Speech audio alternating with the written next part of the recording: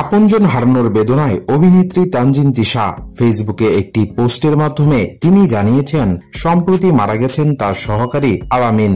মঙ্গলবার রাতে তিশা তার ভেরিফাইড পেজে তথ্যটি নিশ্চিত করেছেন। কয়েকটি ছবি শেয়ার করে তানজিন তিশা লেখেন, একটা না দুইটা গুলি কি করে নিয়েছে এই বাচ্চা ছেলেটা। আলামিন কোনো দল অথবা কোনো কিছুর সঙ্গে জড়িত ছিল না। ওর বিগত 4 বছর জীবনটা আমার সঙ্গে, আমার কাজের এবং আমার পরিবারের সাথেই কেটেছে। ওর জীবনে কোনো পাপ নেই। খুব ছোট একটা মানুষ এই 4 বছর আমার কাছে বড় হতে দেখলাম। দোয়া করবেন সবাই আল্লাহর কাছে যেন সুন্দর জীবনে থাকে।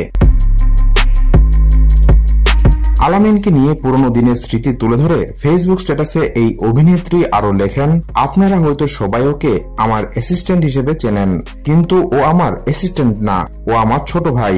গত 4 বছর ধরে ও আমার সাথেই থাকে, আমার ফ্যামিলিতেই থাকে, ফ্যামিলির অংশ হয়ে।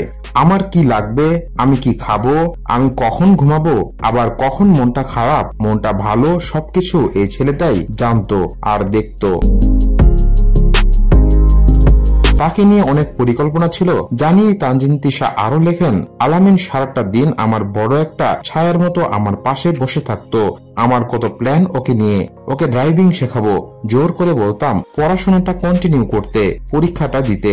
কত বকা দিয়েছি, আবার একটু পর ঠিকই বুঝাতাম, আবার মন খারাপও করে থাকতো। আলামিন কবে কিংবা কোথায় মারা গেছেন সে বিষয়ে কিছুই উল্লেখ করেননি তানজিন তিশা।